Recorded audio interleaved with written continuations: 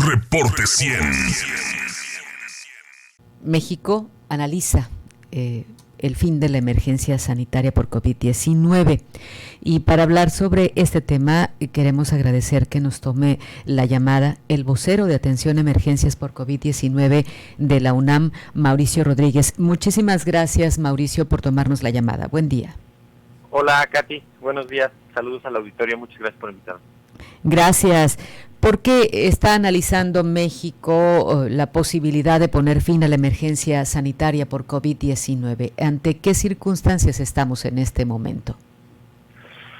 Bueno, estamos actualmente ya en una situación en la que COVID no es una enfermedad desconocida.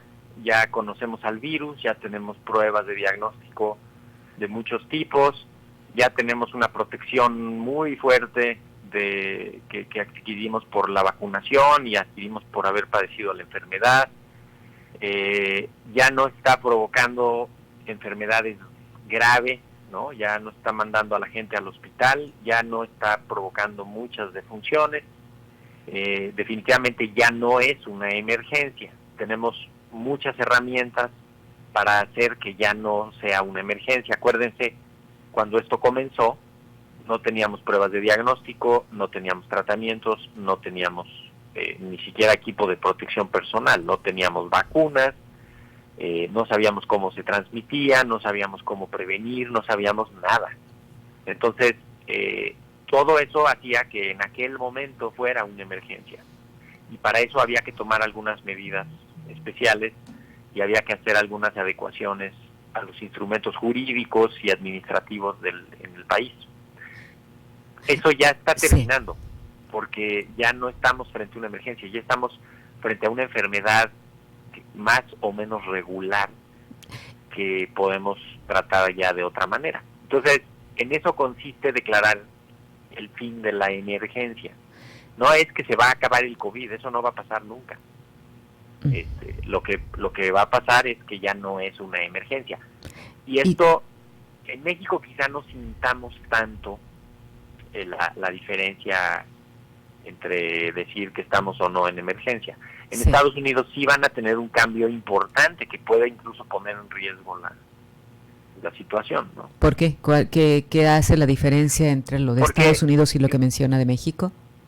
Porque en Estados Unidos hay, al declarar la emergencia nacional, hay una serie de medidas que las paga el gobierno. El gobierno saca dinero de unos fondos que tiene, las pruebas son gratis, paga una parte de lo de las hospitalizaciones, paga una parte de los tratamientos, paga las vacunas, y todo eso tiene un costo diferente para los usuarios, si no es que no tiene costo, ¿no? Las vacunas no han tenido ningún costo para la mayoría de los usuarios de vacunas en Estados Unidos. Entonces, cuando dicen, a ver, ya se termina la emergencia, entonces las reglas cambian. Entonces ya las vacunas ya no van a ser gratis. Algunos lados donde estaban haciendo pruebas ya no van a tener pruebas gratis. Y la forma de cobro de las aseguradoras y de los hospitales y de las instituciones ya va a ser distinto. Entonces, ¿y en México? Eso puede provocar que la gente ya no vaya a ir a los servicios de salud porque ya va a tener que pagar todo, ¿no? ¿Y en México? ¿Cómo sería esto? En México no hay ninguna diferencia de eso. Es decir, México, la mayoría de la población se atiende en instituciones que no tienen costo directo, y eso no cambió ni va a cambiar. Y las vacunas, pues en México son gratis, todas las vacunas, ¿no? Entonces, pues, tampoco va a cambiar eso, ¿no? O sea, desde antes de COVID ya eran gratis las vacunas, no tienen costo directo para el usuario. Sí. Y tal. Lo que puede ser, pues es que ya va a ser un poquito más difícil importar algunas cosas, sobre todo lo que está relacionado con COVID, o exportar.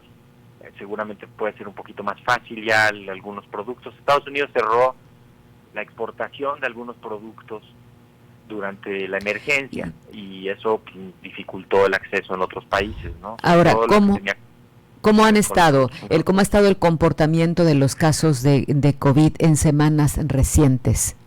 Sí, bueno, pues ahorita estamos cursando la sexta ola, que ha sido una ola pues diferente de las otras porque esperábamos que bajara rápido, que hiciera el pico máximo hacia finales de diciembre y luego que bajara rápido, pero no ha bajado rápido. Es una ola que ha sido, pues que ha bajado como en escalones, por decirlo así, para que se lo imagine la gente. Y han sido escalones un poquito más largos. Llevamos ahorita pues prácticamente 8 o 9 semanas sin que baje todavía más. Estamos a nivel nacional como alrededor de 3.500 casos.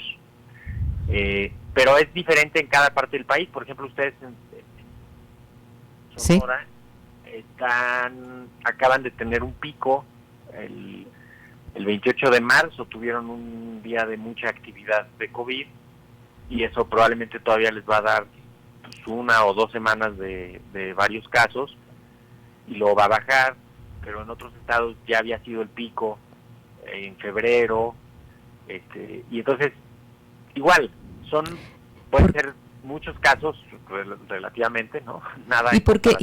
Y entonces, si estamos en esa situación de la ola que menciona, que todavía está arriba y que va bajando lentamente, ¿por qué entonces es que se podría poner fin a la emergencia? Y de ponerse fin a la emergencia, ¿cuándo tendría que ser? ¿En cuánto tiempo podría ocurrir esto? Pues mira, aquí lo importante es ver que el impacto de los casos, o sea, no, para empezar, pues el número no tiene comparación con lo de las olas previas. Si bien ahorita 3,000 casos puede oírse que son muchos, simplemente la ola previa, la ola de agosto del año pasado, llegó a tener 40,000 casos en un día, durante varias semanas. Y ahora estamos previa, teniendo, sí. La de julio, la de enero de 2022, pues llegamos a tener 70,000 casos al día. Entonces, ahorita estamos teniendo, pues, alrededor de 3,000 casos al día, ya no son muchos, ¿no? En comparación con lo que ha habido. Y luego el otro dato importante es la proporción, cuántos de esos casos se hospitalizan y cuántas defunciones hay por COVID. Y también en esos dos indicadores, sí, no, pues estamos en un momento muy bueno para lo que estamos teniendo, porque a pesar de que estamos teniendo alrededor de 3,000 o 4,000 casos al día, el número de hospitalizaciones está pues casi en los niveles más bajos, ¿no? A pesar de tantos casos ambulatorios, les decimos, ¿no? De los casos que se están diagnosticando. Entonces, en eso de casos y hospitalizados y de defunciones, los indicadores son muy buenos. Y entonces, pues eso sí ya te puedo decir, a ver, no importa que haya muchos casos. Sí, ya no son casos que se agravan. Exactamente, lo importante es fijarse en las hospitalizaciones y en las defunciones, ¿no? Y eso es, pues es parte de lo que estamos viendo. O sea, ahorita, el último corte, solo hay 295 personas hospitalizadas. Pero nada más por compararlo con uno de los peores días, en febrero de 2021 había 25,000 personas hospitalizadas. Y ahorita hay 295. Bien. Entonces, el número es diametralmente diferente y las defunciones también son muy diferentes. O sea, el número de defunciones por semana ahorita no tiene nada que ver con pero sigue habiendo defunciones por COVID. Sí, sigue habiendo defunciones y va a seguir habiendo. O sea, por eso es importante que no se genere ni tantito la idea de que se va a acabar el COVID. No se va a acabar el COVID. El COVID va a seguir y lo vamos a tener aquí. Tenemos que saber vivir con él, ¿no? Pero de defunciones, imagínate, nada más así un poquito para ponerles el dato en perspectiva. Sí. Alguna vez llegamos a tener 10,000 defunciones en una semana. Mucho. En el peor de los momentos. Ahorita, en la última semana registrada, tenemos 68 defunciones en una semana. Lo menos que hemos tenido son 21 defunciones en una semana. Entonces, va para abajo, sigue bajando las defunciones cada vez más. El máximo lo tuvimos ahorita, el máximo más cercano es el de la primera semana del año. Tuvimos 294 defunciones en el país. Y ahorita 67 y sigue bajando. Entonces, pues definitivamente sí estamos en un momento en el que podamos ir planteando el fin de la emergencia. ¿Cómo para cuándo sería, Mauricio, este fin? Más o menos se calcula que en cuánto tiempo podría considerarse esto en México, ya que pues mira, se yo fin. Ahorita ya esperar un poco ver el efecto de la Semana Santa, a ver qué pasa con lo que ocurrió en la Semana Santa. Pues sí, por tanta gente que se aglomeró en muchos lugares. Gente, seguramente va a haber. Entonces, a partir de ese es un punto importante, a partir de ahí podrían saber ya con más certeza. Después de esto, probablemente para la primera o segunda semana de mayo, podríamos estar pues, ya pensando en que se declare el final de la emergencia. Estados Unidos, a partir del 11 de mayo, va a hacer su declaración, ya efectiva sus indicaciones de final de la emergencia, y esto va a modificar los requisitos de viajeros y algunos de los asuntos administrativos. En México yo creo que no vamos a percibir mucho. Quizá alguien ya diga que ese día se quite el cubrebocas, ¿no? Si no es que ya se lo quitó. Sí, ya la mayoría ya. Es muy poco el cubreboca que vemos puesto.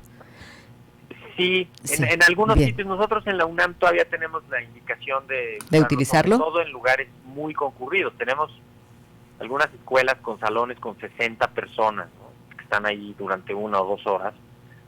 Ahí sí, lo mejor es que todos traigan cubrebocas, porque pues el riesgo de que hubiera un contagio ahí fuerte, pues sí existe, ¿no? En caso de que alguien tenga. Pero lo más importante es que el que tenga síntomas se aísle, y que donde se puedan se abran ventanas, se mantenga la higiene y todo lo que aprendimos, que no se nos olvide todo lo que aprendimos. Para que podamos, de memoria corta que somos.